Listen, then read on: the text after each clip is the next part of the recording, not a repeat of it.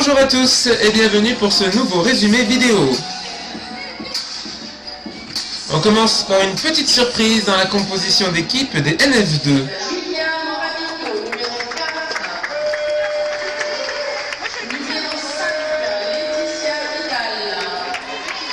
À l'occasion de la réception d'Annemasse, les U15 garçons de Cédric Bayvert étaient présentés au public.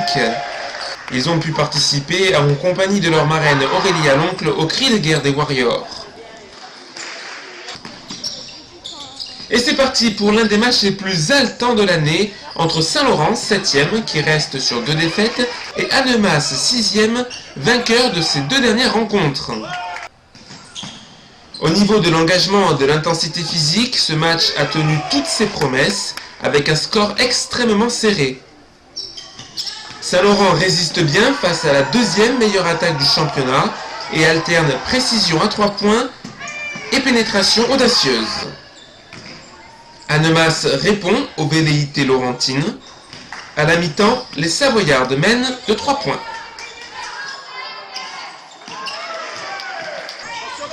Le 3e quart-temps sera aussi disputé. Lorsque Annemasse prend un peu d'avance, les partenaires d'Amandine Haït Idir recollent aussitôt.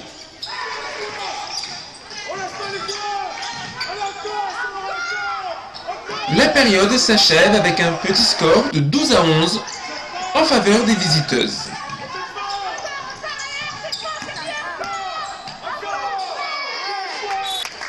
Le public encourage les Warriors qui font bien circuler la balle.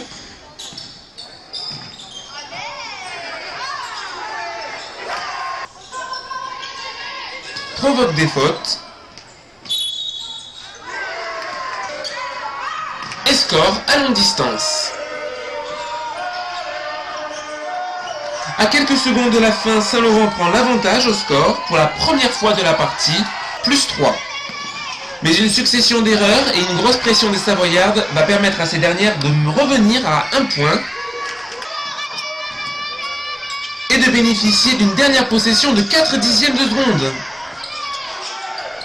99 fois sur 100, ce n'est pas suffisant, mais ce soir-là, le ciel tombe sur le gymnase André Carton avec ce panier au buzzer. Une défaite très difficile à avaler, 55-57. Saint-Jean-de-Museul gagne à domicile face à Tarbes et revient à 1 point des Laurentines. Venelle s'incline sur son terrain contre Saint-Chamond. Monaco perd à Bourges. Enfin, la rencontre entre le Solaire et la Montpellier a été reportée en raison des intempéries. En classement, Voiron, qui ne jouait pas, conserve sa première place. Le fossé se creuse entre le haut et le bas de tableau avec désormais 3 victoires d'écart. Dernière journée des matchs allés le week-end prochain. Voiron pourrait être sacrée championne d'automne en cas de succès face à Annemasse. Alors que Saint-Jean-Museul sera à Latte-Montpellier, la confrontation entre Saint-Laurent et Venelle s'annonce quasiment décisive. En NL3, Saint-Laurent réussit un match solide au Canet, menant de 2 points à la mi-temps et s'incline finalement 82-70. Cagnes est la seule équipe à s'imposer à l'extérieur. Venelle bat Menton, 89-76. Enfin, l'Orgue assure 2 points importants devant Bandol. Le Canet et Venelle sont toujours à 2 points de Marseille, champion d'automne. Bonne opération pour l'Orgue et HTV. Fréjus ferme toujours la marche avec un bilan vierge de victoire. La semaine prochaine, le SMUC reçoit Venelle, Menton affronte l'Orgue, Avignon-Sorgue est à Fréjus, le derby du 06 opposera Cagnes à Saint-Laurent. Dimanche, les ERF ont souffert face à une belle équipe de Grimaud-Sainte-Maxime. Mais Diaba Traoré et ses partenaires ont réussi à conserver leur invincibilité. C'était l'occasion pour Laetitia Vidal de retrouver les parquets et de marquer ses premiers points, fortement acclamés par les supporters. Si les Verroises sont à droite, les Laurentines ne sont pas en reste. Elles prennent enfin un peu d'avance dans le dernier quart-temps pour une victoire étriquée 62-58. Premier des matchs retour le 14 décembre prochain. Les PRM d'Éric Longin ne gagnent plus depuis 3 journées. Face à Villeneuve-Loubet, ils se sont inclinés 89-73. Les visiteurs sont très vite rentrés dans leur match, à contrario des Laurentins, pas très concentrés. En attaque, les coéquipiers de Marvin Glod proposent de bonnes choses, mais manquent de régularité. Distancé à la mi-temps, Saint-Laurent ne parviendra jamais à rattraper son retard. Avec cette 4e défaite, l'équipe dégringole à la 9e place du classement, à 2 points de Cavalère, leur prochaine destination, et à 3 points de la Colle qu'ils affronteront dans 15 jours. L'occasion, on l'espère, de renouer avec le succès et de s'éloigner de la zone de relégation.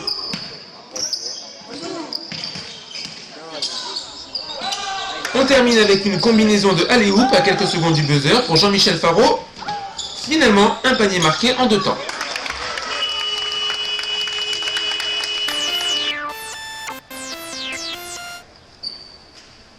C'est une nouvelle défaite pour les cadets Ligues, 56-74 contre Fréjus.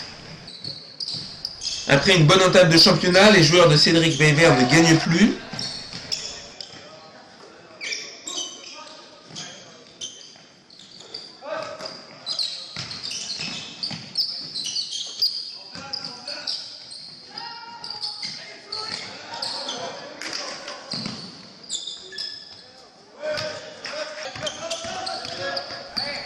Face à des Varois plus techniques, les Laurentins se battent au rebond, mais manquent d'adresse.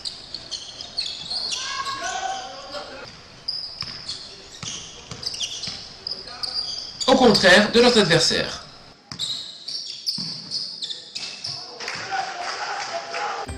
Mention aux 2 équipes d'Olivier Gimeno, les U20 et les U13 masculins, vainqueurs dans leur championnat régional respectif. Les Minimes Filles League s'inclinent face au leader Cavalère. Les Benjamins de Stephen Dawes recherchent toujours leur première victoire, mais n'ont toujours pas joué à domicile. Ce sera pour le 12 décembre. Très large succès des EXSF de Julien Noël Hibert face au Nice Éveil, 86-14.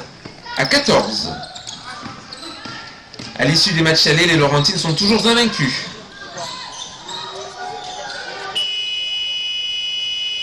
Les coéquipières d'Émilie Blancafort combinent bien.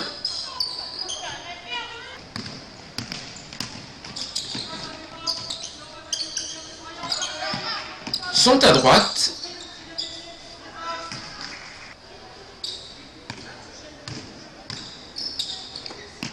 Et décisive dans la raquette.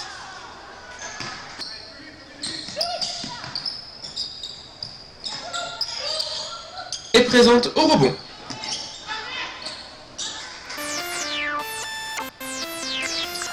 Les HSM de Steve Cauchy ont été battus à domicile par le dernier, Tourette-Levins. Privés de 4 joueurs blessés, les coéquipiers de David Husson n'ont plus gagné depuis la première journée. Au terme d'une première mi-temps sans inspiration, les Laurentins réagiront dans le 3e quart-temps, recollant à 4 points. Hélas, Tourette rehaussera son niveau de jeu pour reprendre de l'avance. Saint-Laurent gagnera la seconde mi-temps, mais perdra le match 49-58. Les autres résultats départementaux, large succès des Minimes de filles de Sabrina Lassissi face à Cannes, 86-15. Sébastien Coanus gagne également avec ses Minimes 2 et ses cadets 2. Les cadettes qui se déplaceront à Montpellier pour la Coupe de France s'imposent face à la team Golf Antibes 74-32. Chez les plus jeunes, bravo au Poussin 2 d'Olivier Gimeno encore, qui s'impose avance 33-6. Pour le reste, ce sont des défaites. A noter que les Benjamines 2 de Laetitia Nové perdent de peu face à Saint-Barthélemy. Il y avait également des plateaux en mini-poussin. Les garçons ont joué plusieurs matchs contre Antibes. Quant aux filles, avancent avec 2 victoires et 1 défaite, elles ont bien progressé. Le week-end prochain, énorme programme avec le défilé du Téléthon vendredi, rendez-vous à 17h30 devant le bureau. Samedi, le derby en NM3 se jouera à la Maison des Sports de Cannes-sur-Mer. Dimanche, les bébés seront présentés lors de l'importantissime Saint-Laurent-Venelle en NF2, juste après le choc du championnat U20 contre la SPTT Toulon. À la semaine prochaine!